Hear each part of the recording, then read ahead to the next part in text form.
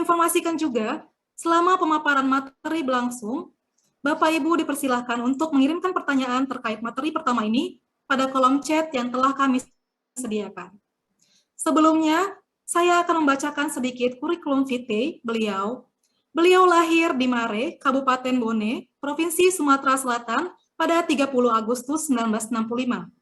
Beliau merupakan lulusan Doktor Universitas Pajajaran pada tahun 2013. Beliau pernah menjabat sebagai Deputi Bidang Pembinaan Kearsipan ANRI dari tahun 2013 sampai dengan 2020.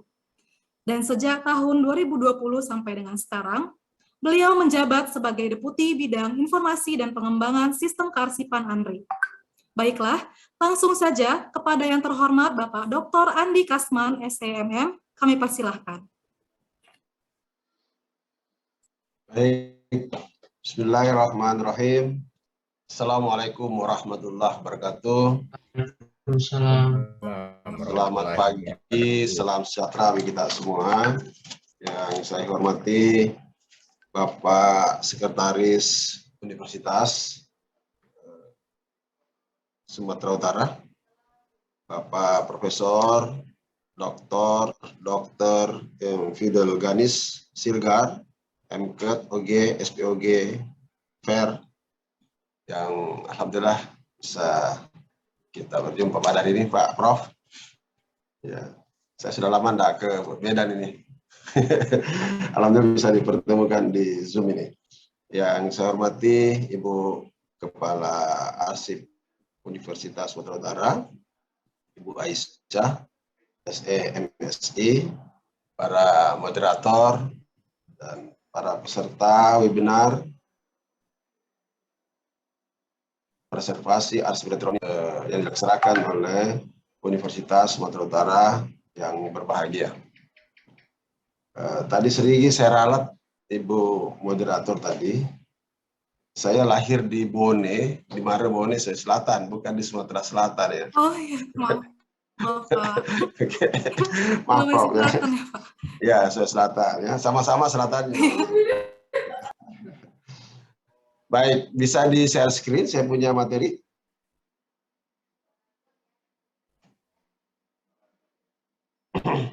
Saya akan menyampaikan kebijakan pengelolaan arsip elektronik dan peran arsiparis di era SPBE, Sistem Pemerintahan Berbasis Elektronik, dalam revolusi industri 4.0. Ini I-nya nggak ada ini. Revolusi industri 4.0. Sesuai dengan tema pada hari ini tentang preservasi arsip elektronik, ini menarik sekali tema hari ini karena walaupun dalam konteks sistem pemerintahan berbasis elektronik pada hari ini dikembangkan sesuai tadi sambutan dan arahan dari Bapak Prof, Bapak Sekretaris Universitas. Betul Pak, jadi nanti saya jelaskan terakhir bahwa ada gejala alam yang akan terjadi pada 2045 sesuai dengan laporan NASA bahwa itu kalau kita tidak antisipasi persoalan ini akan terjadi namanya kehilangan informasi di dalam cloud computing. Ini berbahaya, oleh karena itu maka preservasi sangat perlu ya dilakukan. Bahkan ada kawan saya, Profesor Hoga Saragi juga namanya ya. Profesor Hoga itu ahli telematika di Indonesia. Itu menyatakan dengan terjadinya kegoncangan matahari itu akan terjadi hal yang sangat dahsyat sehingga terjadi namanya kegelapan informasi.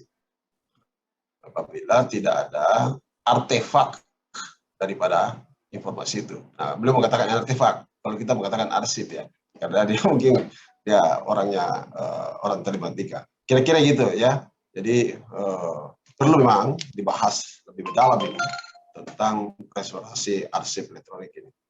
Lanjut. Ya, ini lanjut sudah tadi. Ya. Ini ada 3 pokok bahasa. Mudah-mudahan sampai jamnya ya dengan saya. Itu ada pengantar umum, terhadap materi ini. Kemudian kebijakan penggunaan arsip elektronik. Dan yang ketiga adalah kebijakan sumber daya manusia kearsipan dalam penggunaan arsip elektronik di era SPB, sistem pemerintahan berbasis elektronik, yang dimana ini adalah sistem yang harus diterapkan, wajib diterapkan di Indonesia ya, dengan peraturan presiden di revolusi industri 4.0. Lanjut, mari kita masuk kepada pengantar umum. Saya ingin menyampaikan kepada kita semua bahwa arahan Bapak Presiden dalam konteks e-government ini bukan hari ini, ya, bukan hanya hari ini, tetapi jauh sebelumnya. Bapak Presiden ini waktu beliau pertama kali menjadi presiden itu dalam RPJPMN ya 2025-2011 beliau sudah mengarahkan ini. Jadi bukan tahun 2020, bukan hanya 2012 dilakukan, tapi beliau secara konsisten membuat fondasi ini, ya, dasar ini dalam kerangka electronic government. Beliau mengatakan bahwa untuk mewujudkan pemerintahan yang terbuka perlu reformasi sistem. Ini yang pertama nih, ada reformasi sistem dan pola kerja. Nah, untuk menerapkan e-gov ini ada beberapa e-gov yang waktu dilaksanakan, termasuk dalamnya adalah e-arsip sebagai bagian dari proses reformasi birokrasi nasional. Oke. Nah, oleh karena itu maka sistem kearsipan merupakan bagian yang tidak terpisahkan dari pengembangan birokrasi modern melalui peningkatan, di sini, penyelamatan, pengamanan, dan pemanfaatan arsip yang berwujud tertib administrasi yang didukung oleh tata kelola arsip berbasis TIK, teknologi informasi dan komunikasi. Nah, untuk itu maka pemanfaatan dan peningkatan sistem informasi kearsipan nasional dan jaringan informasi kearsipan nasional yang merupakan mandat dari Undang-Undang 43 2009 tentang kearsipan. Di sana adalah dilakukan termasuk dalam kerangka pengelolaan arsip aset. Hal ini adalah arsip aset nasional dan pengembangan portal kearsipan terkait dengan pembangunan. Aset nasional ini, Bapak Ibu sekalian, Pak Prof, ini banyak sekali ada termasuk di universitas ini, di USU ini. Waktu saya deputi pembina, saya sudah pernah saya kirim surat itu ke seluruh perguruan tinggi untuk mengelola arsip asetnya ini. Karena perguruan tinggi ini banyak menghasilkan aset-aset yang merupakan properti negara, properti intelektual yang harus dilindungi oleh negara dan harus didaftar sebagai kekayaan negara. Nah, ini perguruan tinggi paling banyak ini yang menghasilkan ini. Ada 5 jenis, ya, aset nasional ini. Yang pertama adalah aset di bidang ekonomi, ya, aset di bidang sosial, aset di bidang politik, aset di bidang pertahanan, dan aset di bidang keamanan. Ini yang diperintahkan oleh Undang-Undang 43 2009 untuk diatur tata kelolanya dan diatur arsipnya oleh semua pencipta arsip. Nah, ini bahayanya karena apabila tidak dilaksanakan ini dipidana, Bapak Prof. Dipidana. Nah, ini arsip nasional belum pernah mempidanakan ini karena masih melakukan pembinaan terus. Padahal undang-undangnya sudah 2009. Ya, gitu ya. Ini arahan presiden sewaktu beliau menjabat presiden di periode pertama. Kemudian kelanjutannya beliau ini, pernyataan beliau ini, dan itu dituangkan dalam dokumen negara, dalam peraturan presiden nomor 2 2012, ya. Kemudian ditindaklanjuti pada akhir hari ini ditindaklanjuti dengan peraturan presiden nomor 95 2018 tentang sistem pemerintahan berbasis elektronik. Kemudian pada tanggal 14 November 2021 beliau mengatakan begini, biar RI Republik Indonesia nggak ketinggalan di era digital, akses dan peningkatan infrastruktur digital di Indonesia harus diperluas. Dibuatkan roadmap transformasi digital di pemerintahan, di layanan publik, bantuan sosial, pendidikan. Nah ini Pak Prof, di pendidikan harus dibuatkan ini, kesehatan hingga perdagangan. Ini arah Bapak Presiden yang sangat mutakhir ini yang perlu kita sikapi bersama. Baik, lanjut. Selanjutnya, dalam kerangka mengusung visi misi Presiden dan Wakil Presiden dalam RPJM 2020-2024, beliau mengatakan bahwa akselerasi inovasi dalam meningkatkan daya saing negara, daya saing nasional, maka urgensi reformasi pelayanan publik harus bertumpu pada inovasi, integrasi, dan pelibatan masyarakat. Ini dengan mengusung 7 agenda pembangunan di tahun 2010-2024. Dan di sini salah satu adalah ada masalah kearsipan. Dalam konteks penerapan informasi sistem akuntabilitas kinerja. Ini Bapak sekalian yang saya hormati. Selanjutnya, bagaimana kearsipan dalam sinkronisasi perencanaan dan penganggaran? Berdasarkan amanat Peraturan Pemerintah Nomor 17/2017 tentang sinkronisasi proses perencanaan dan penganggaran pembangunan nasional dan Sustainable Development Goals (SDGs). Di sana diamanat bahwa pemberkasan tata dukung yang diunggah kementerian lembaga itu bermanfaat dalam proses monitoring dan evaluasi pembangunan. Pemberkasan ini adalah bagian ilmu kearsipan. Ya, pemberkasan, jadi pemberkasan data dukung ini, ya, yang disebut dengan arsip. Nah, harus dilakukan dokumentasi terhadap seluruh perencanaan dan penganggaran dalam mendukung Sustainable Development Goals, ya, di Indonesia. Ada beberapa aspek, ada 17 aspek, ya, aspek Sustainable Goals yang harus kita berkaskan ini, ya.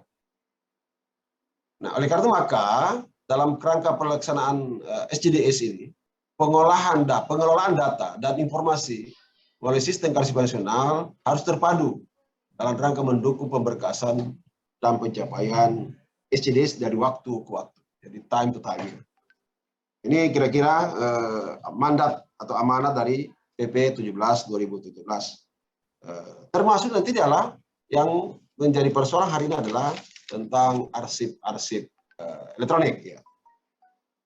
Oke, apa kata Bapak Presiden? Arahan Bapak Presiden dalam kerangka mempercepat transformasi digital ini. Jadi Bapak sekalian, saya harus membedakan ini, Pak Prof dan Ibu Kepala Arsip USU, bahwa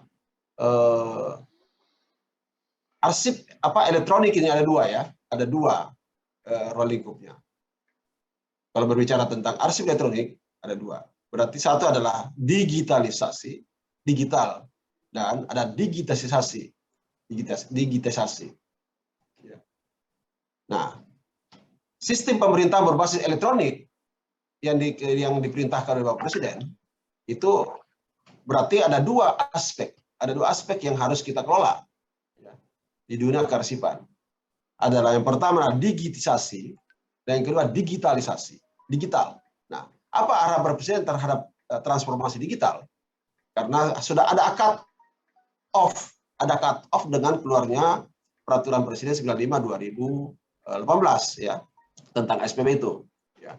Nah, oleh karena itu maka beliau mengarahkan 5 langkah percepatan transformasi digital. Ini digital, ya, bukan digitisasi. Tadi saya katakan elektronik itu ada dua, ada digital, ada digitisasi.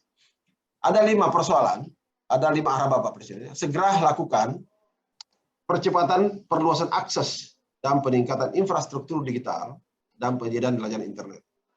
Yang kedua, persiapan roadmap transformasi digital di sektor-sektor strategis, baik di sektor pemerintahan, layanan publik, bantuan sosial, pendidikan, kesehatan, perdagangan, industri maupun penyiaran. Lagi-lagi di sini ada Pak Prof, ada kata-kata pendidikan, ini termasuk di USU ini. Yang ketiga adalah cepat integrasi pusat data nasional. Jadi pada saatnya hari ini, pemanfaatan pusat data nasional itu menjadi suatu keniscayaan yang harus didambakan oleh kita. Jadi seperti misalnya di Amerika itu tentang satu data itu luar biasa, Pak. Ya. Oke, jadi percepatan pusat data nasional ini. Yang keempat adalah siapkan kebutuhan SDM talenta digital. Nah, ini kalau kita lihat kebutuhan talenta digital dalam era revolusi industri itu hampir 9 juta. 9 orang. Yang sampai hari ini belum sampai ke sana, baru sekian berapa persen itu ya, baru 3,5%. Lagi-lagi di sini diharapkan dunia pendidikan memberikan advice, memberikan dorongan strategis terhadap penyiapan STM tadi digital ini yang dibutuhkan Indonesia pada 2045 ya, untuk menjadi 5 kelas dunia ekonomi di dunia. Yang kelima adalah yang berkaitan dengan regulasi, skema pendanaan yang segera disiapkan. Jadi 5 langkah arah Bapak Presiden dalam rangka percepatan transformasi digital. Baik, Bapak sekalian harus hormati. Oleh karena itu maka untuk mempercepat ini, ya, dengan dukungan sistem pemerintahan berbasis ini, lanjut. Makanya sistem kerja baru kita, terutama dalam konteks hari ini dengan adanya pandemi dan seterusnya, sistem kerja baru adalah mekanisme atau hubungan kerja antara jabatan pimpinan tinggi, koordinator dan pejabat fungsional itu dilakukan perbaikan. Kemudian pembagian tugas dan program pekerjaan pegawai itu sudah hanya sampai 2 layer ya. Ya, pimpinan tinggi media, langsung pimpinan tinggi Pratama. Di bawahnya semua adalah fungsional.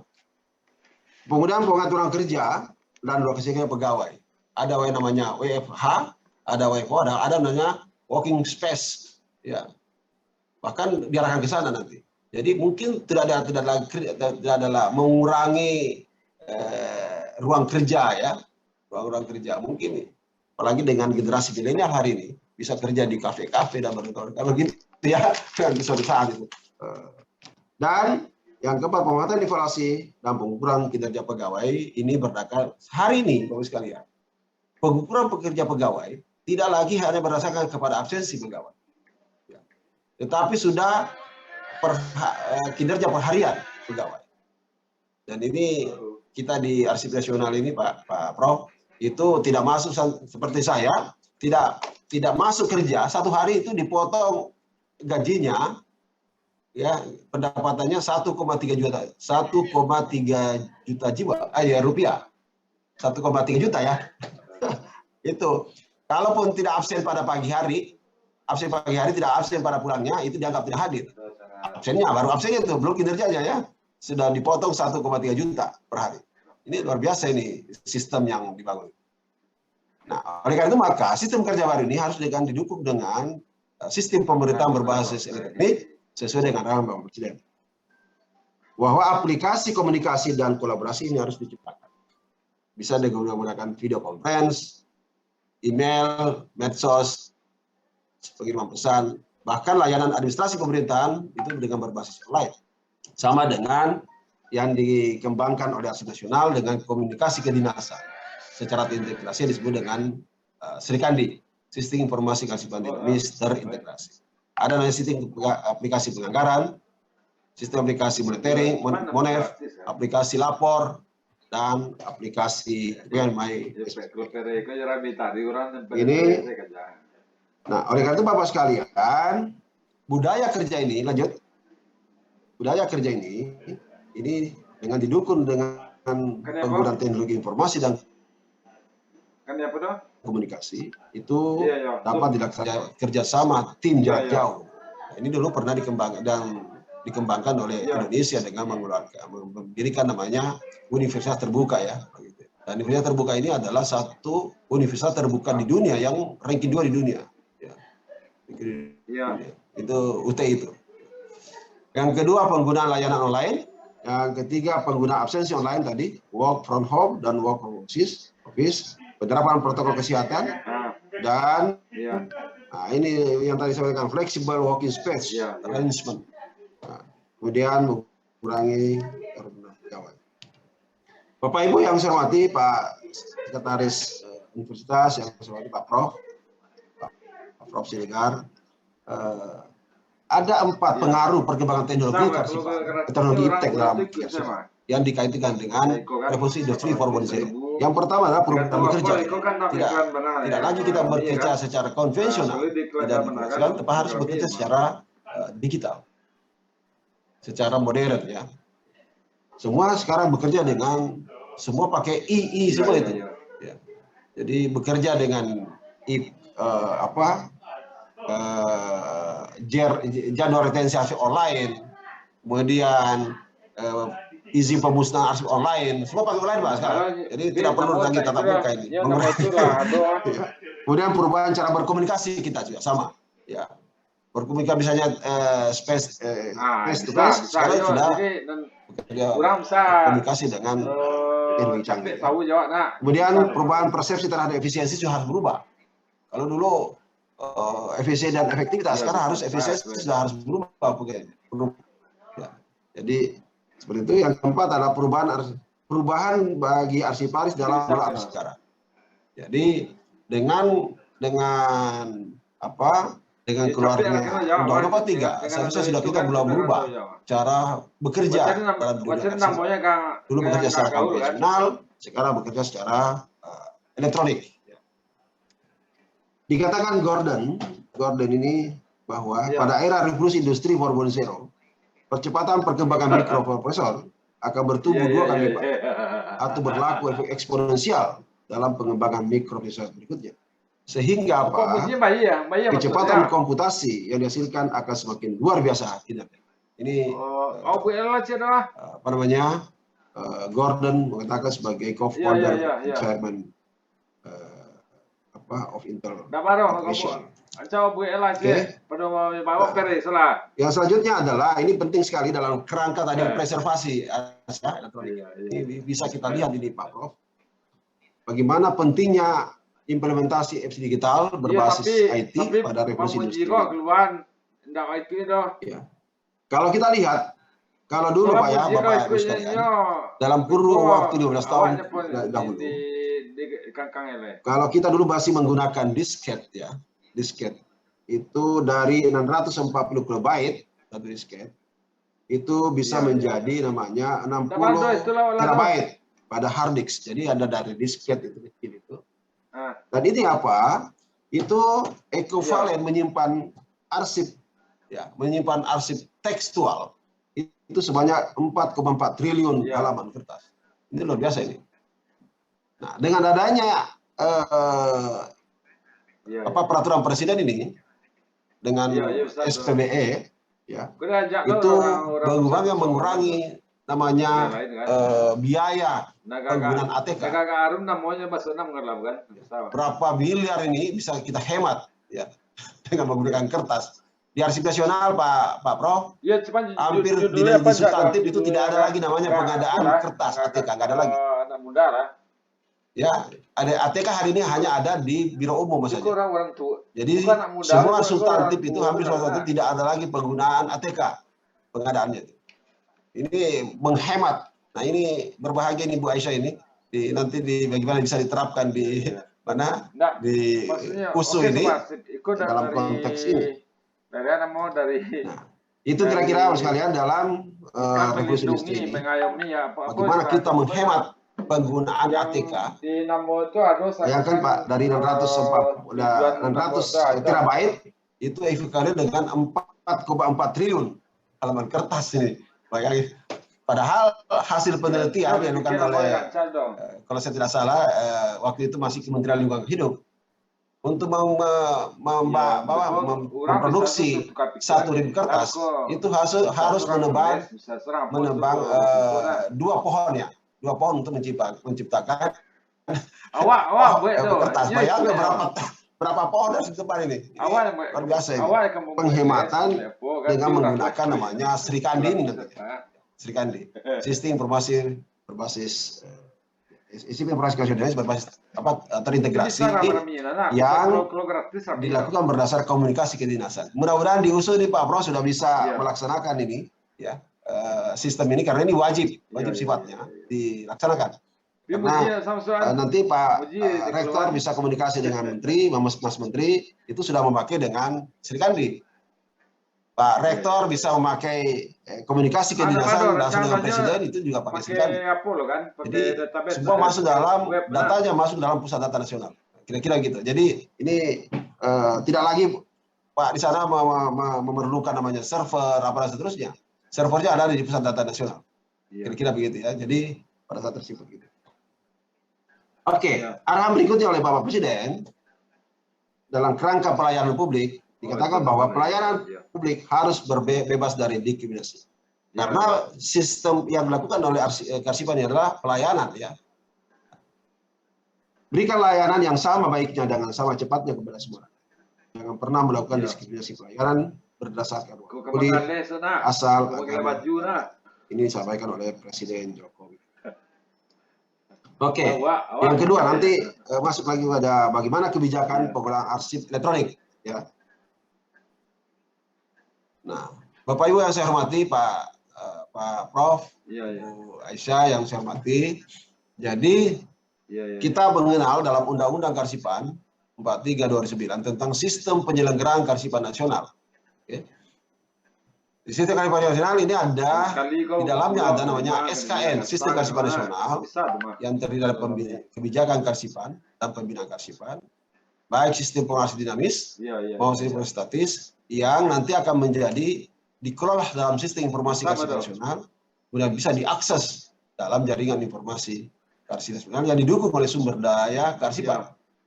Untuk apa ini adalah rangka tujuan penyelenggaraan Karsipan sesuai dengan dan untuk mencapai cita-cita dan tujuan nasional negara kesatuan Indonesia. Di samping sama arsip kok ada apa ya? Baik, lanjut. Jadi tertarik dalam kerangka kebijakan pengolahan arsip elektronik ini, dalam transformasi digital government di bidang Karsipan ada dua hal. Ya. Yang pertama adalah disebut dengan e-gov, electronic government, dan yang kedua adalah open government.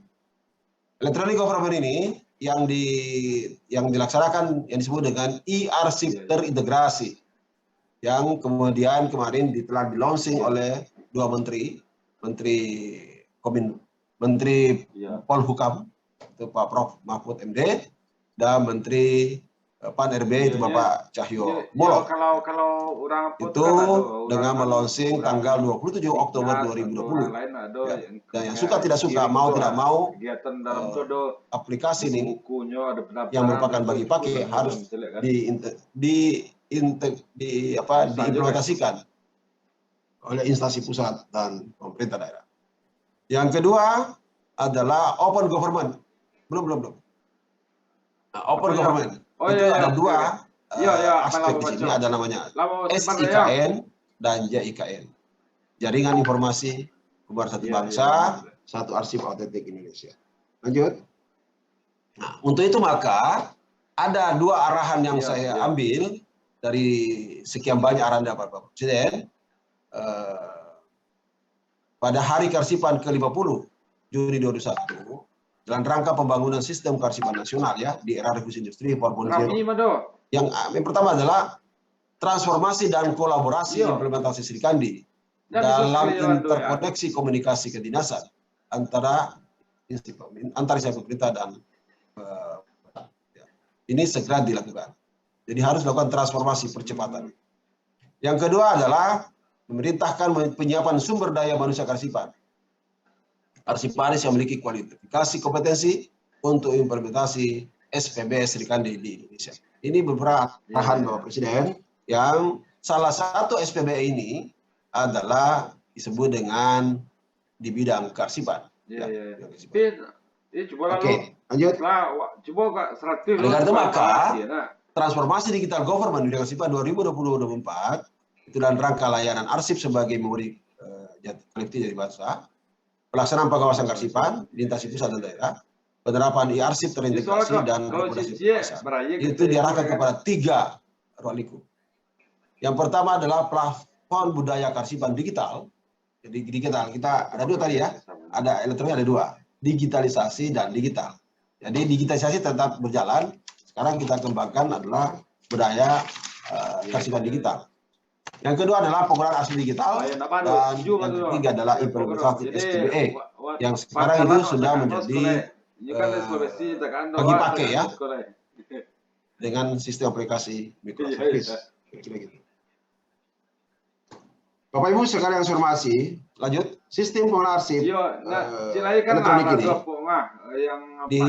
ditekankan dalam undang-undang harus dalam penggunaan arsip yang andal. Artinya apa? adalah laporan arsip yang dilaksanakan berdasarkan sistem yang Bisa mampu juga untuk menampung tahu dan tanggal merespon berapa kebutuhan jadi perkembangan. dong, siap tuh dong. Kan Jadi harus sustainable. Arsip radio tanggal berapa? Kalau kita mengembangkan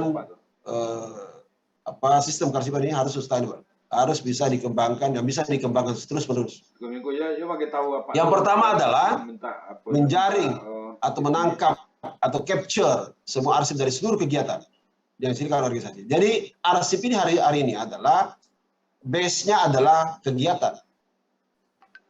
Jadi kalau dulu hanya naskah-naskah atau apa yang ditulis, sekarang arsip adalah base-nya adalah kegiatan atau peristiwa. Karena kegiatan, maka di sini ada tiga ruang lingkup kegiatan. Yang pertama kegiatan perencanaan, kegiatan pelaksanaannya, dan yang ketiga adalah evaluasinya, hasilnya, outputnya.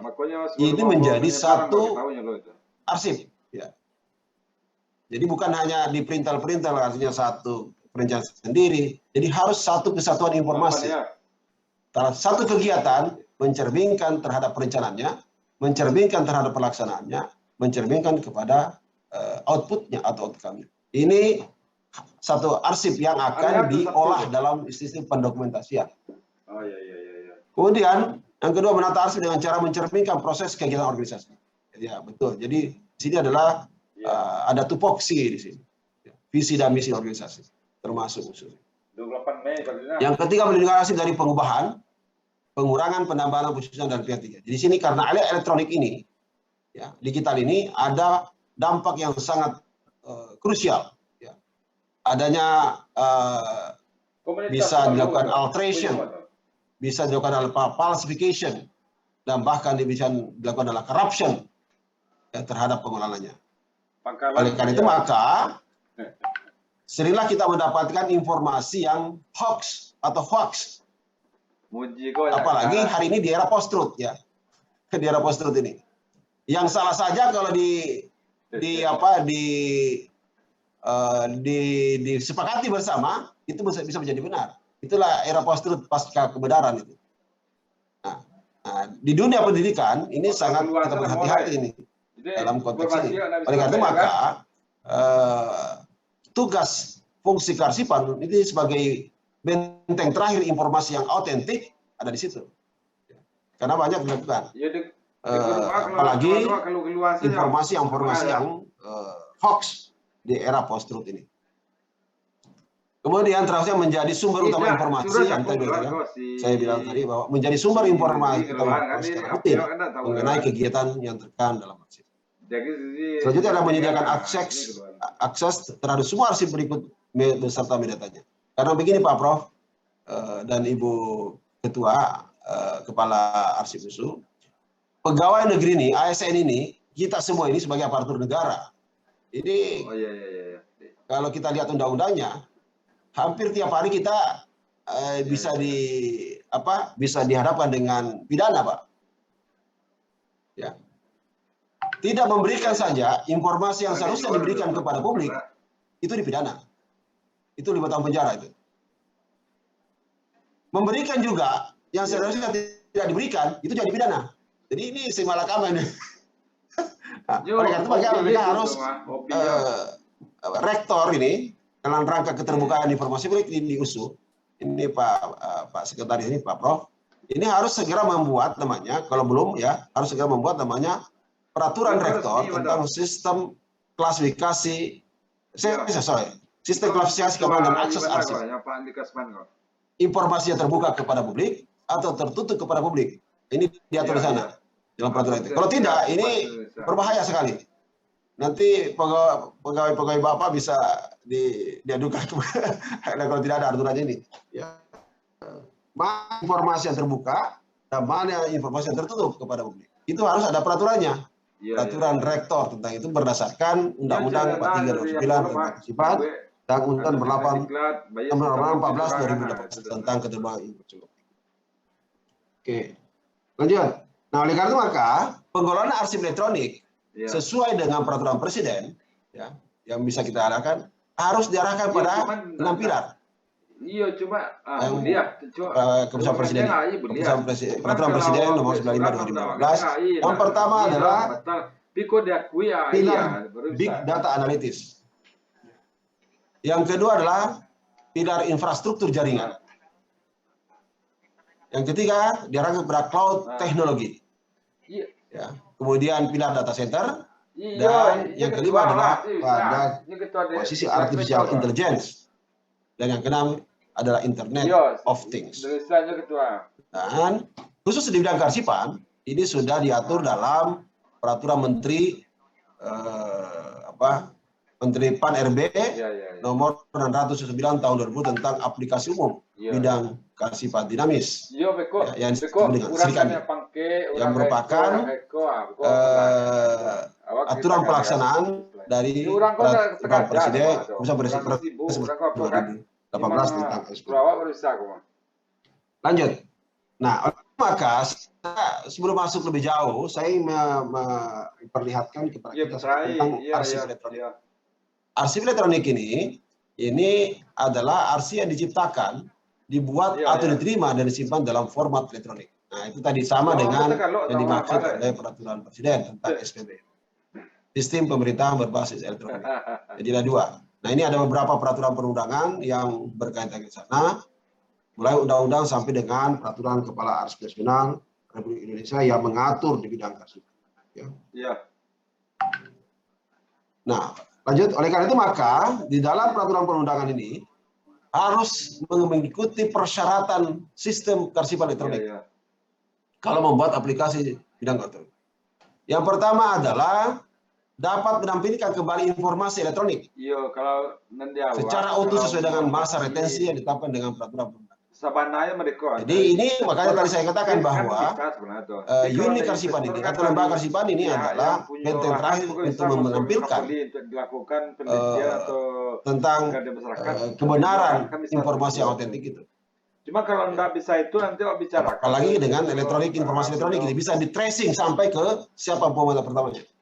Ini yang dimaksud ini. Ya. Makanya diperlukan nanti adalah laboratorium forensik. Yang kedua dapat melindungi ketersediaan, keutuhan, keautentikan, kerahasiaan, dan keteraksesan informasi elektronik. Dan sampai terakhir adalah memiliki mekanisme yang berkelanjutan untuk menjaga kebaruan, kejelasan, dan kebertanggungjawaban prosedur dalam ini ada beberapa syarat, ada 5 syarat yang diwajibkan oleh peraturan perundangan untuk membangun namanya sistem kearsipan. Lanjut. Oleh karena maka, Bapak sekalian, dalam konteks integrasi layanan kearsipan di Indonesia, itu kita telah menyelesaikan namanya aplikasi kearsipan dinamis Srikandi, dan 2021 kemarin kita menyelesaikan aplikasi khusus di bidang kearsipan statis. Nanti Ibu Aisyah bisa mengajukan melalui Pak Sekretaris atau Pak Rektor untuk minta aplikasi ini nanti ya, aplikasi untuk diterapkan di USU ya, khusus untuk kearsipan statis. Karena kearsipan statis ini hanya berbicara khusus bagi lembaga kearsipan. Baik arsip nasional, arsip provinsi, kabupaten kota, dan arsip lembaga kearsipan perguruan tinggi.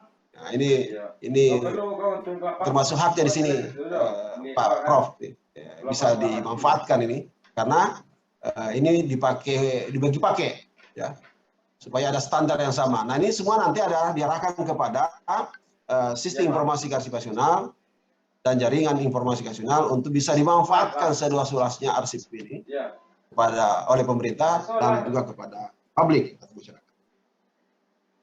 Lanjut yang kedua, yang pertama saya ingin jelaskan tentang bagaimana electronic government bidang kearsipannya. Nah, kita lihat di sini Bapak sekalian, dalam kerangka layanan SPBE ini, ya, SPBE ini, bahwa pengguna SPBE ada instansi pusat, pemerintah daerah, pegawai ASN dan seterusnya. Ini ada beberapa layanan, ya, berdasarkan peraturan presiden ini. Ya. Yang pertama adalah layanan untuk G2G. Ya. Di sini bisa kita lihat adalah e-office, e-planning, e-budgeting, ya, e-monef, termasuk di sini adalah e-arsip. Ya. Ini G2G untuk pemerintah. Ada G2B untuk pelaku usaha. Itu adalah layanan e-procurement, e-perizinan, dan seterusnya. Dan yang ketiga adalah G2C untuk masyarakat. Ada layanan e-pengaduan, e-kesehatan, dan ini sudah diterapkan, dan e-pendidikan. Nah, pendidikan saya kira di USU sudah selesai ya ini ya, sudah dibikin oleh Kementerian Pendidikan dan bahkan dibikin sendiri oleh USU untuk registrasi mahasiswa dan seterusnya termasuk yang bisa lakukan oleh mahasiswa. Dan ada G2E adalah untuk ASN, adalah layanan kepegawaian dan layanan e-pensiun dan seterusnya. Ini semua dikaitkan dengan revolusi industri 4.0, di mana harus ada standar and principle record implemented. Ini Bapak sekalian sampaikan. Nah, e-arsip ini dalam kerangka SPB ini memang diatur Pak Bapak sekalian, ada satu layanan bidang kearsipan, mulai dari tata kelola sampai kepada pemanfaatan dari SPB. Dan salah satunya di sini adalah layanan integrasi kearsipan. Itu ada 3 ROALIGO, bagi pakai arsip dan informasi kearsipan, basis data terintegrasi, dan sistem aplikasi kearsipan terintegrasi. Ini yang sudah dirancang dan menghasilkan namanya Srikandi, ya, yang untuk dipakai dalam rangka di komunikasi kedinasan. Ini kira-kira Bapak sekalian, Srikandi ini. Jadi kepanjangannya Sistem Informasi Kearsipan Nasional Indonesia terintegrasi dengan peraturan Menteri PAN 679/2020. Ya. Nah, sampai data terakhir kemarin ini ada 2 yang lanjut, ada 2 yang karena tidak bisa teman-teman dari seluruh Indonesia tidak bisa langsung melakukan secara live, makanya dibuat 2 aplikasi nih. Untuk akun Srikandi dengan domain Bintek itu terakhir tercatat adalah sebanyak 335 instansi, karena sudah berkembang lagi nih, ya. Ini tahun pada bulan Maret ini. Kemudian ada akun Srikandi dengan domain penerapan, ya. Ini. Oke, lanjut. Nah, pertanyaannya adalah aplikasi, apakah boleh dilakukan aplikasi jenis? Boleh dengan peraturan ya, bahwa telah mengoperasikan aplikasi jenis sebelum diterapkannya di launchingnya Srikandi ini boleh. Dan seterusnya dan harus memenuhi persyaratan sebagaimana dimaksud dalam pasal 37 itu. Jadi apa boleh dengan catatan harus mendapatkan, terakhir adalah izin yang dikeluarkan oleh Kementerian PAN RB. Bapak Ibu sekalian saya hormati, nah Pak Sekretaris, ini saya sampaikan kepada Bapak lanjut bahwa Srikandi ini dalam rangka pemantauan dan evaluasi SPBE yang dilakukan oleh Kementerian PAN itu mendapatkan tingkat kematangan layanan kearsipan itu dengan bobot 2,75 poin. Ini tinggi sekali, Pak. Jadi kalau Ibu Aisyah tidak menerapkan di sana, Pak Prof tidak menerapkan di USU, itu nilai RB-nya bisa rendah, Pak. Karena terdapat di indikator 37 Pak dengan bobot 2,75, ini tinggi sekali ini. Termasuk dalam pengawasan kearsipan ini. Nah, ini Pak, di evaluasi SPBE ini dengan maturitas kelayanan kearsipan sebanyak 2,75 poin. Dan ini setiap tahun dilakukan oleh Kementerian PAN. Lanjut. Oke.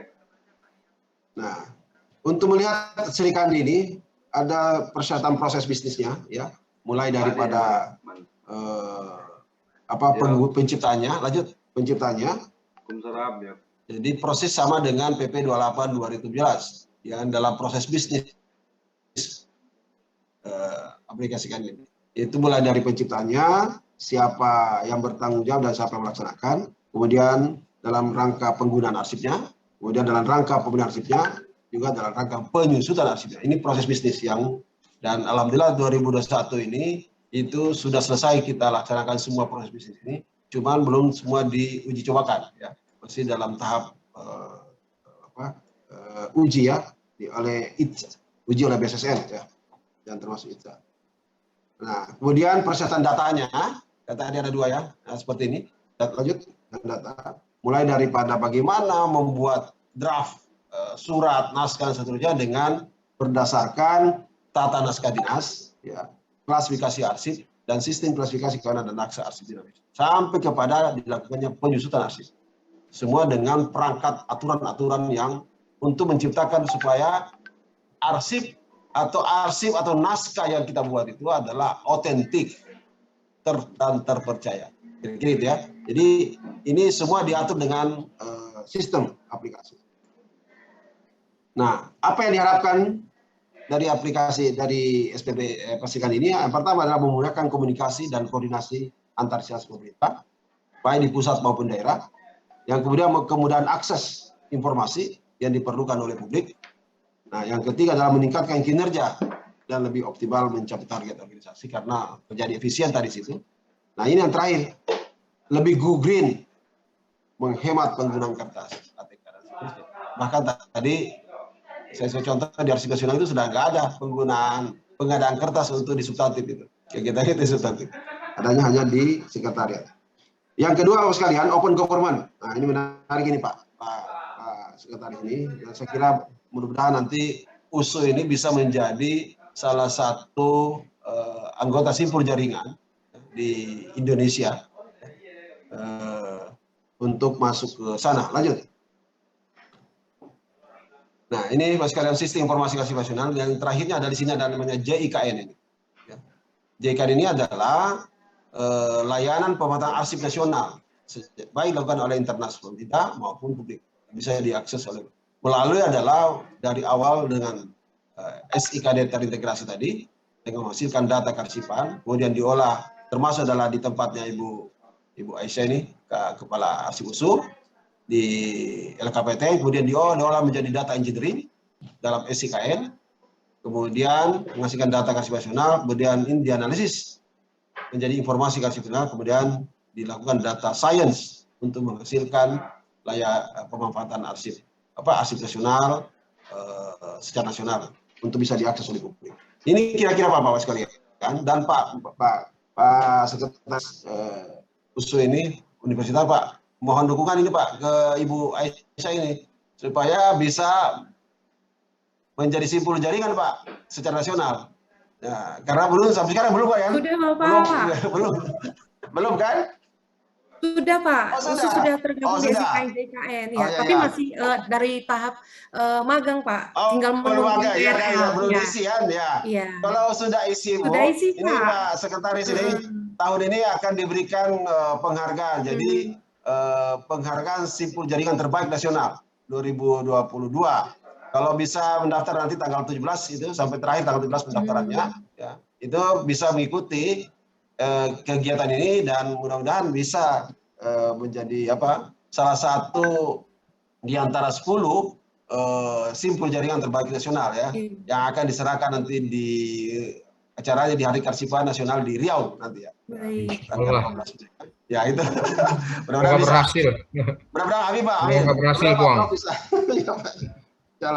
Nah, SIK ini seperti ini. Bisa lanjut.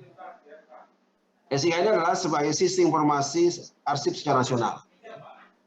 Dan arsip nasional ini sebagai bertindak sebagai lembaga arsip nasional.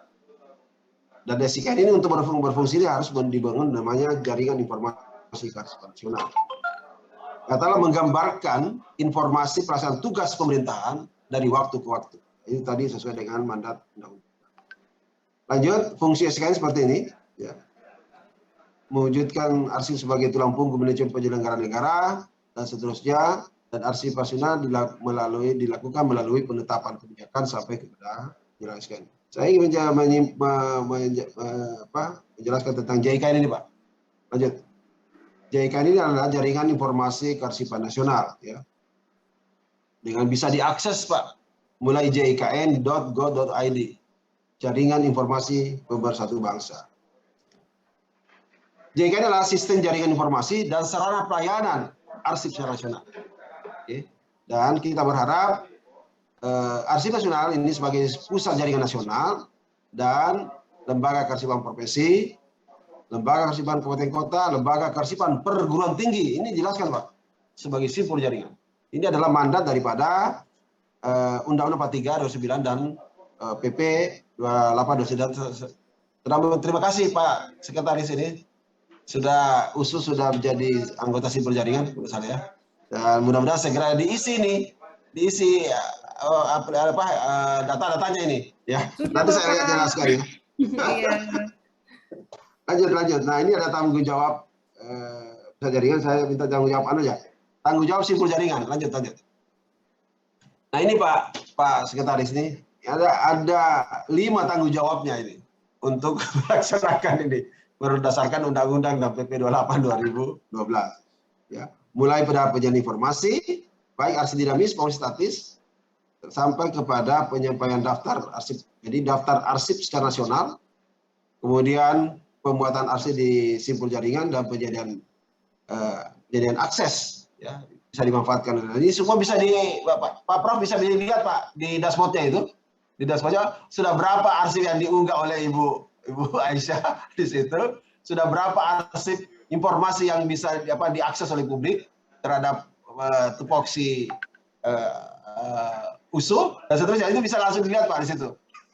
Jadi kalau melihat kinerjanya Pak Prof melalui kerjanya Ibu Aisyah langsung kelihatan di situ Pak.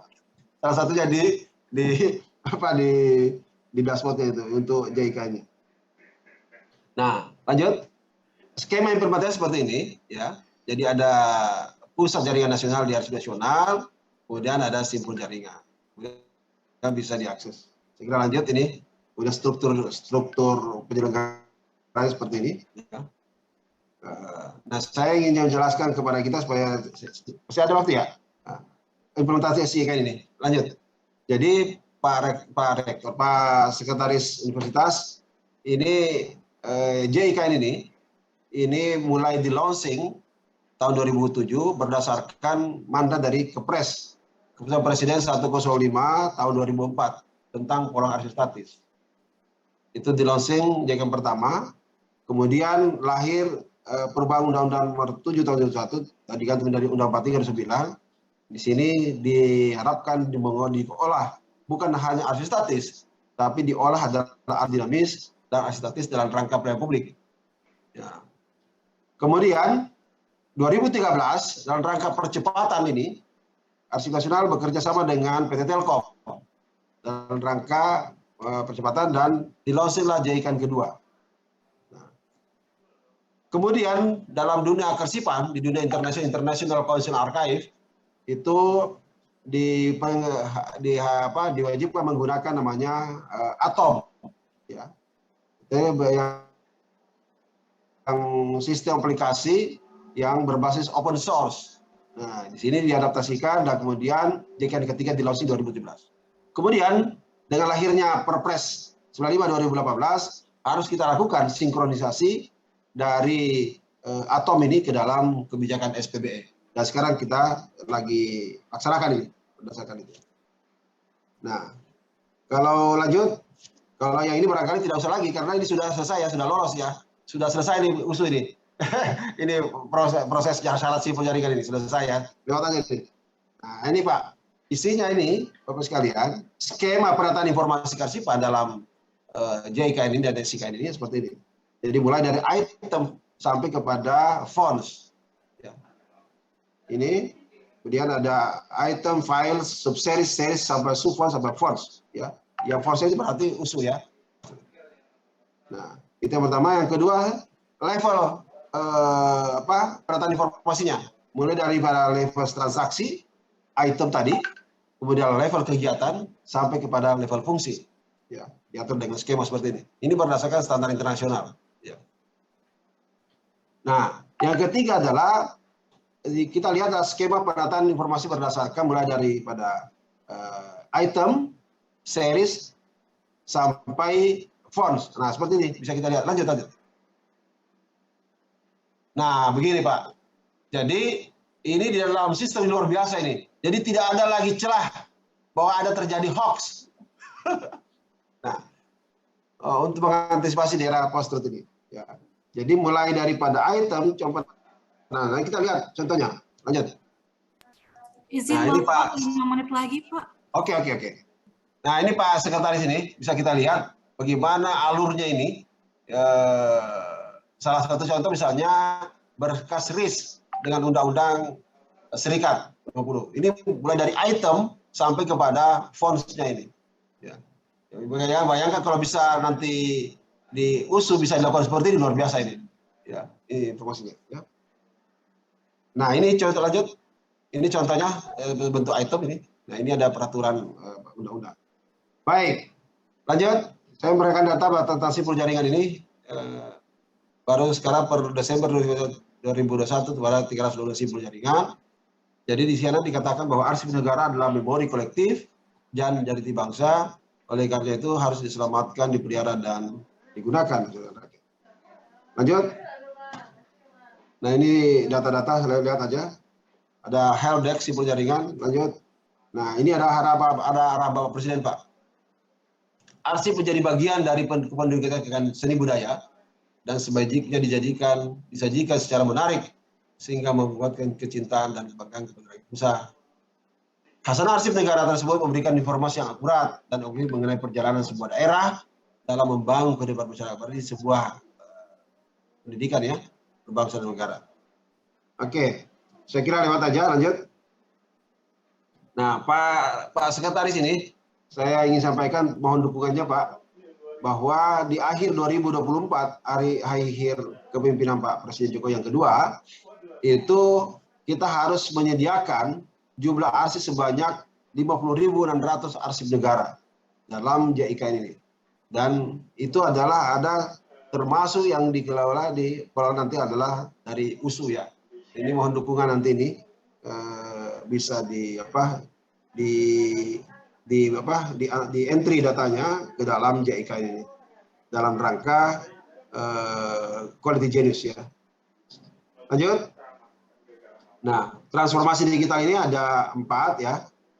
Mulai menjaga arsip menjaga kedaulatan negara, arsip menjaga aset negara, arsip konstitusi negara sampai arsip mengawal fiskal. Oke, lanjut. Nah, ini kira-kira lewat aja. Saya ingin masuk ke dalam ini. Lanjut. Nah, ini gambar ini. Nah, ini Pak Sekretaris ini, Pak Ibu Aisyah, bahwa JIKN yang kemarin 2021 ada 5 yang terbaik nasional ya. Lanjut. Yang terbaik nasional itu yang pertama adalah Jawa Timur, kemudian Aceh, kemudian ada 3 kabupaten kota. Belum ada perguruan tinggi ya. Nah, lanjut. Penyelenggaraan keasipan diharapkan mulai dari menjawab akuntabilitas, pembuktian, pengajaran, pembelajaran, penelitian, penulisan sejarah sampai kepada tujuan wisata. Jadi arsip itu Bu Aisyah nanti bisa dikelola dalam rangka tujuan wisata. Tujuan wisata kearsipan ada di USU misalnya kan, bisa dibuat dalam virtual. Ini terakhir Bapak sekalian, lanjut. Bagaimana kebijakan SDM? Nah ini Pak. Jadi sesuai arahan Presiden dalam rangka persiapkan kebutuhan SDM talenta digital, ini peran daripada USU ini juga diperlukan. Mudah-mudahan Pak Rektor dan Pak Sekretaris bisa kalau bisa mendirikan prodi kearsipan di sana ya. Ya. Karena di tahun 2022 ini, per Maret 2022, jumlah arsiparis itu baru 8.915 arsiparis. Ya. Jadi ada sedikit peningkatan sekitar 10% di tahun 2021 sebanyak 7.991 arsiparis. Masih kekurangan sebanyak 86.533 orang arsiparis di Indonesia. Nah, ini kalau kita tidak dibantu oleh perguruan tinggi, ini tidak tahu kapan akhirnya ini, kapan selesainya kebutuhan ini kan. Ya. Sedangkan UT saja hanya 1.500 lebih ya mahasiswanya, sedangkan UNPAD yang UNPAD itu kalau salah, di sini ada Pak Ketua Papti ya. Ini kemarin hanya yang diterima itu hanya 30 orang dari 900 pendaftar. Ya, dilaporkan kemarin oleh Ketua Prodinya itu ada 900 orang calon mahasiswa yang mendaftar di D4 Kearsipan UNPAD, tapi yang diterima oleh UNPAD hanya 30 orang udah salah ya tahun 2021 kemarin. Ini masih terbatas terus ini Pak. Dan karena itu dibutuhkan kekurangan kita sampai hari ini per Maret 2022 ini adalah masih kekurangan 86.533 orang arsiparis di Indonesia. Ini Pak. Oke. Nah, oleh karena itu maka lanjut. Dalam kerangka transformasi digital ini, ya, ini harus dihasilkan SDM Karsipan Nasional yang kompeten. Ya. Yang kedua adalah harus melaksanakan untuk pengolahan arsip negara yang unggul, ya, SDM Karsipan yang unggul harus melaksanakan 3 literasi, ya. Yang pertama literasi data Karsip Nasional, ya, yang tadi dengan konsep data tadi, literasi kompetensi arsiparis dengan artificial intelligence, dan yang ketiga adalah literasi teknologi informasi kearsipan, baik dalam konteks e-gov maupun dalam konteks OpenGov. Ya. Nah ini Pak kondisi kearsipan, kondisi SDM SPB yang diinginkan sesuai persen 9525. Ya, saya lanjut aja sekarang 3 menit. Mulai dari promosi, kemudian peningkatan kapasitas sampai kepada pembangunan forum. Ya. Nah, saya mau melihatkan kepada arah kebijakan pembinaan SDM Karsipan dalam mendukung penyelenggaraan SPB dan revolusi industri. Lanjut. Ya, ini yang dikaitkan dengan SPB. Ya. Yang pertama pengembangan kepemimpinan berbasis Karsipan berbasis, kemudian peningkatan kapasitas SDM Karsipan, kemudian adalah strategi, ya, mencapai peningkatan itu dengan berisi. Nah, Bapak Ibu sekalian yang saya hormati, saya tidak memperpanjang lebar ini. Ada 15, lanjut. Ada 15 arsiparis, peran arsiparis dalam penyelenggaraan SPB di era revolusi industri. Ya. Ini bisa nanti, dan ini semua dikaitkan dengan pendekatan ISO, ya, yang dalam prakteknya. Ya, ada 15 perannya, mulai daripada penggunaan arsip, kemudian manajemen risiko Karsipan, sampai dengan melakukan pendampingan. Lanjut, ini tidak usah saya baca ya, karena termasuk tadi ada namanya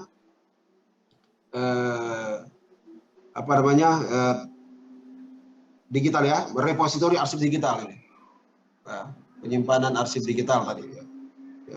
Ini semua dari sini. Yang pertanyaannya Ibu Aisyah tadi itu ada semua di sini, ya. Yang peran-peran yang harus dilakukan, bagaimana perannya pimpinan, bagaimana perannya arsiparis dan seterusnya, itu diatur dalam peran arsiparis dalam peringkat SPB. Ada 15 peran yang harus dilakukan berdasarkan peraturan perundangan dan juga dikaitkan dengan ISO, ya, di bidang kearsipan. Nah, lanjut. Saya kira ini, nah terakhir tadi Pak Rektor saya ingin sampaikan, Pak, ada namanya dark digital, ya, dalam konteks lanjut, dalam konteks ini lanjut terakhir yang slide 78. Nah ini Pak tadi disampaikan bahwa pengaksesan informasi ini harus dilakukan oleh seorang arsiparis, mulai daripada termasuk melakukan adalah digital preservation yang dibahas hari ini. Nanti dikembangkan oleh staf saya, ya, Pak Tasdik, ya. Ada digital preservation dan ini menarik sekali nih, sangat diperlukan walaupun di era digital hari ini. Karena tadi saya sampaikan bahwa hasil penelitian NASA itu terjadi nanti suatu saat akan terjadi seperti itu. Bahkan kemarin Dewan di cyber itu juga menyatakan itu. Yang Profesor Hoga itu, yang orang Simalungun dia, Profesor Hoga. Jadi itu daripada ada namanya dark web, dark digital ini mulai daripada source web, kemudian deep web sampai dark web. Ini memerlukan namanya digital preservation untuk supaya tidak terjadi nanti di kemudian hari adanya kegelapan informasi itu. Saya kira itu, Bapak Ibu sekalian. Terima kasih Pak Prof atas undangan ini, mudah-mudahan bisa bermanfaat. Terima kasih. Assalamualaikum warahmatullahi wabarakatuh. Waalaikumsalam. Baik, terima kasih kepada Bapak Dr. Andi Kasman atas presentasinya. Langsung saja kita buka tanya jawab. Saya akan memilih 2 pertanyaan yang sudah masuk pada kolom chat kami dan akan dijawab oleh narasumber.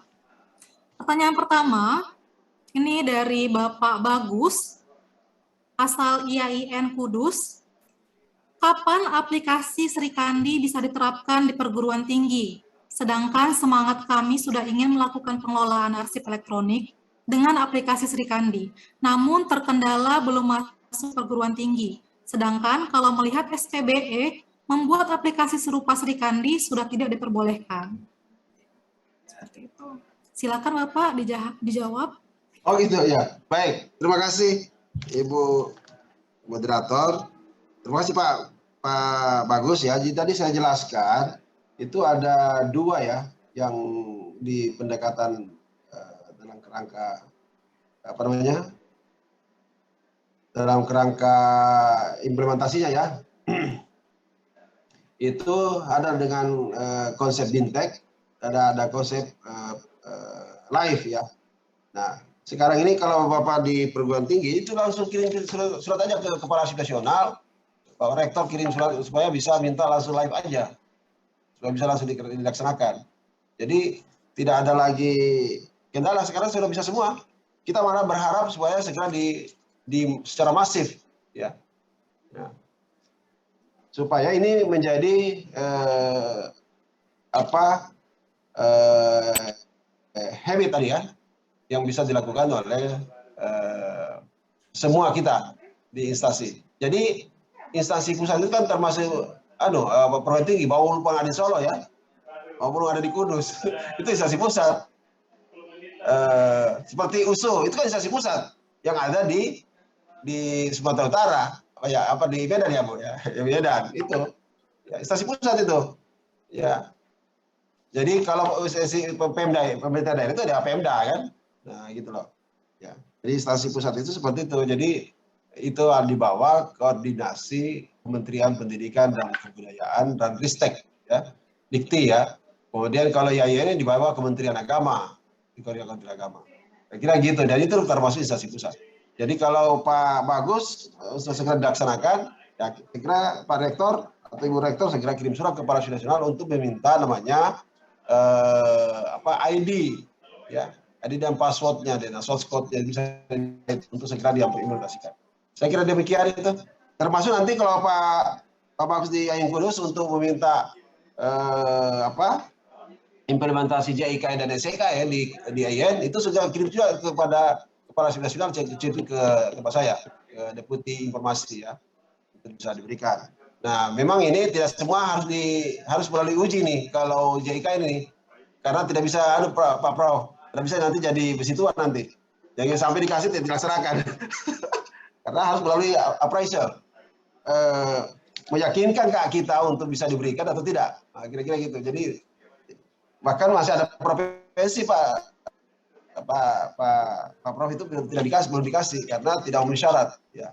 Alhamdulillah USU memenuhi syarat ya. Alhamdulillah Pak, kalau boleh menyampaikan update informasi Pak, bahwasannya USU sudah udah di tahap magang dan sudah mengupload 200 arsip ke SIKN JIKN. Mantap. Gitu. Berarti jadi masih tahap magang kami itu 200 Pak. Jadi luar biasa. Ya, kami tinggal menunggu nih Pak. Tinggal menunggu. Mudah-mudahan bisa ikut ya. Bisa ikut nanti nih. Bisa ikut di tanggal terakhir di tanggal 17 terakhir pendaftarannya. Iya Pak, tapi itu kami tinggal menunggu subdomain dari Andri nih Pak, gitu. Kami nanti diminta aja. segera subdomainnya diberikan kepada kami. Siap. Gitu. Itu ada tasdik tuh nanti ya, Mas Tasdik dikasih tuh Mas Tasdik.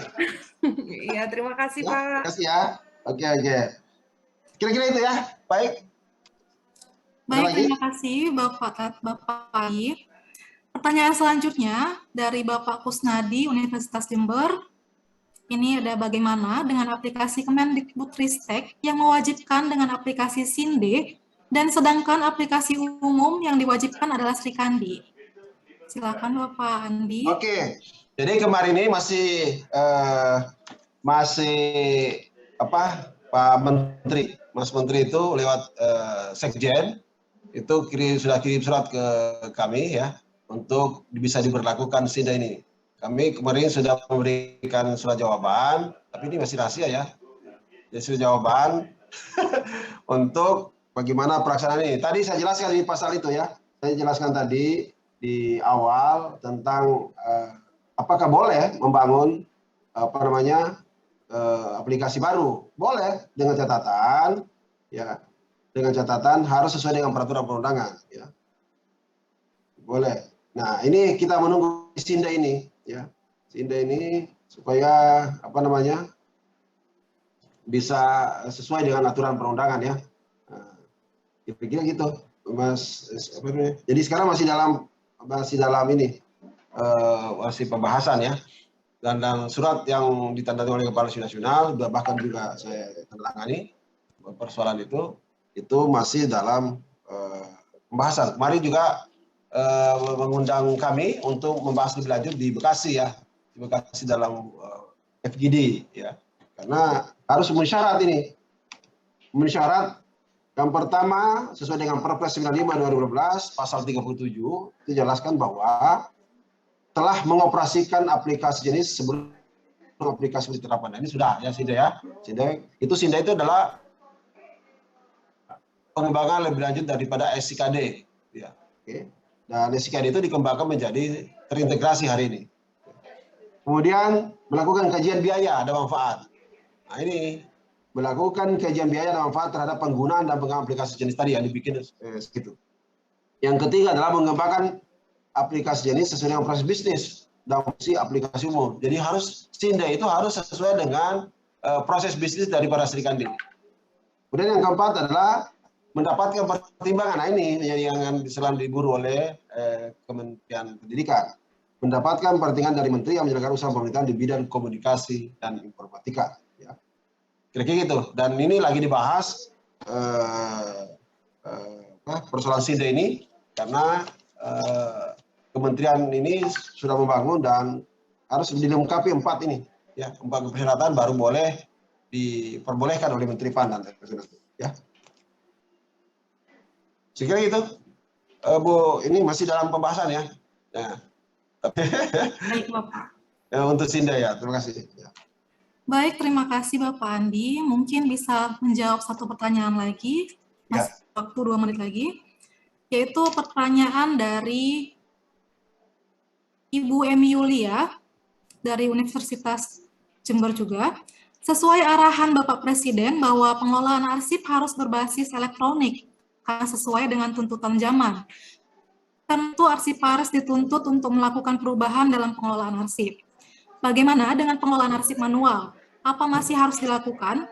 Yang notabene memerlukan ruang yang lebih besar dan biaya yang lebih banyak. Bukankah pengelolaan arsip elektronik harus sesuai dengan arsip manualnya? Mohon penjelasannya, Bapak Andi. Ya, baik, terima kasih Ibu Emilia dari Jember. Jadi cut off pengelolaan arsip berbasis elektronik itu sejak di launching sejak tanggal 27 Oktober 2020, ya. Itu dimulai di situ. Nah, tadi elektronik itu berdasarkan digital, ya. Tadi saya jelaskan elektronik ada 2, ya. Arsip elektronik ada 2. Ada arsitek digitisasi dan ada arsip yang berbasis digital. Nah, kalau 27 Oktober itu adalah arsip digital. Nah, benar ini. Jadi arsip elektronik itu jauh sebelumnya digitalisasi sudah dilakukan. Nah, yang mungkin pertanyaan begini, Bu moderator, kapan terakhirnya ya, arsip digital? Nah, itu barangkali, ya. Kalau sebelum ada digital itu sudah dilakukan oleh arsiparis, ya, jauh sebelumnya disebut dengan arsip elektronik, gitu, ya. Nah, elektronik. Nah, dan digital ini masih kita perjuangkan, kita kembangkan dulu yang disebut dengan SIKD, informasi kasifat dinamis, ya. Kemudian sekarang menjadi Serikandi.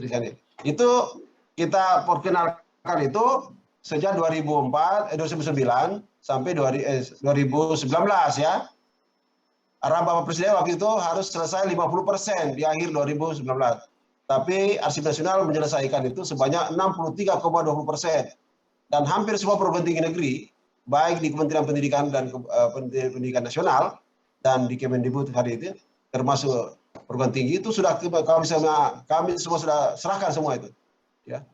Ya, itu tentang Serikandi SIKD itu. Ada yang mengimplementasikan, ada yang belum. Kira-kira gitu, ya. Nah, hal hampir semua deh, hampir semua. Yang yang melaksanakan itu kalau tidak salah itu adalah Undip ya, Unsut ya, Unsut, UNS. Nah itu melaksanakan banyak itu, melaksanakan IPB karena ada 20% yang boleh dirubah sesuai dengan kebutuhan perguruan tinggi. Nah kira gitu. Nah ada juga yang belum. Itu sebanyak 63,20% kita selesaikan ya. Nah, jadi tetap dilaksanakan Bu, karena Ibu sudah menciptakan namanya arsip yang manual, yang konvensional. Ya. Nah, kalau dirasa dalam rangka pelayanan publiknya itu cukup tinggi, maka dilakukan digitisasi, dilakukan alih media untuk dimasukkan dalam basis elektronik, gitu ya. Gitu. Nah itu tetap dilakukan kan biaya tinggi. Yang saya rekomendasikan adalah melakukan penyusutan arsip. Jadi supaya yang ada di Civitas Akademika, ya arsip-arsip itu yang di bawah 10 tahun itu bisa dimusnahkan yang tidak memiliki nilai guna kontinuas, nilai guna kesejarahan atau nilai guna permanen. Nah itu gampang bisa dilihat di jadwal retensinya. Jadwal retensi arsipnya itu sudah selesai kita bikin bersama dengan Kementerian Diknas waktu itu ya. Jadi itu ada peraturan menteri waktu itu dan bisa dijadikan di situ. Semua arsip-arsip yang memiliki nilai permanen itu bisa langsung masuk langsung ditransfer aja ke unit di LKPTN-nya, di arsip perguruan tingginya. Ya, seperti itu. Supaya arsip-arsip yang lain itu bisa lagi diusulkan dimusnahkan. Nah, musnah di bawah 10 tahun itu cukup rektor. Ya, begitu. Ya ada aturannya. Memang Pak Sekretaris ini, Pak Prof, barang siapa yang musnahkan arsip tidak sesuai prosedur itu dipenjara Pak 10 tahun. Nah, itu. Jadi kalau ketahuan sama masyarakat atau publik atau asosiasi arsip-arsip Indonesia itu bisa dilaporkan ke polisi kan. Nah, tetapi ada aturannya. Sesuai prosedurnya di bawah 10 tahun kan boleh dengan rektor kan. Ya, dengan retensi itu yang telah ditetapkan oleh rektor. Gitu. Jadi ada kemandirian Pak Sekretaris ini untuk perguruan tinggi. Kemandiriannya adalah itu mengolah sendiri arsipnya, tidak lagi diserahkan ke kementerian atau diserahkan ke arsip nasional. Kalau dulu wajib diserahkan. Barang siapa yang tidak menyerahkan arsip itu dipenjara 10 tahun. Gitu. Sekarang enggak. Nah, kalau unit kerjanya Ibu Aisyah tidak mau menyerahkan arsipnya yang itu bisa dikenakan pidana itu. Menyerahkan itu kan. Nah, jadi wajib menyerahkan ke arsip USU ini ya. Untuk arsip-arsip yang memiliki nilai permanen. Nah, itu bisa dilihat di jadwal retensinya yang disahkan oleh ditetapkan oleh rektor. Ya, berdasarkan persetujuan dari Arsip Nasional Indonesia. Itu jadi tetap dilakukan Bu, arsip-arsip lama itu, cuman jangan semua dilakukan. Dilakukan menjadi alih mediakan. Yang lama kalau tidak dibutuhkan ya tetap disimpan sebagai arsip statis yang konvensionalnya. Tetapi yang mau dimasukkan dalam berbasis elektronik itu bisa dilakukan digitisasi. Di samping tetap dilakukan namanya arsip digital ya yang dikembangkan hari ini. Kan sekarang sudah banyak arsip digital itu. Yang di bidang perencanaan ya ada yang dikeluarkan oleh Bappenas. Ada arsip keuangan yang dikeluarkan oleh Kementerian Keuangan ya, termasuk ya komunikasi kedinasan ya itu dengan Sri Kandi. Ada lagi namanya dengan kepegawaian. Itu kan ada semua itu. Itu semua ada berbasis digital itu, ya, basis digital. Nah, itu semua itu menghasilkan arsip. Tetapi khusus untuk kearsipan itu dengan Sri Kandi itu. Bagaimana Pak Rektor membuat surat ke dekan, bagaimana dekan mendisposisi ke bawah itu semua diatur di sana. Ya. Jadi tidak perlu lagi menggunakan kertas. Semua pakai digital, semua online. Ya. Kira-kira gitu Bu. Jadi tetap dipakai Bu. Ibu Baik, ini ya tetap dikelola arsip-arsip statisnya itu yang ada, kemudian arsip dinamis yang tidak memiliki nilai guna berkelanjutan atau nilai permanen, itu bisa diusulkan dan diusulkan dengan melalui prosedur yang baik dilakukan persetujuan rektor maupun persetujuan Kepala Asosiasi Nasional Indonesia. Terima kasih. Baik. Demikianlah sesi tanya jawab materi pertama pada hari ini. Terima kasih kepada narasumber pertama kita, Bapak Dr. Andi Kasman, STMM, telah berkenan menjawab pertanyaan yang peserta ajukan dengan sangat baik. Semoga bermanfaat bagi semua.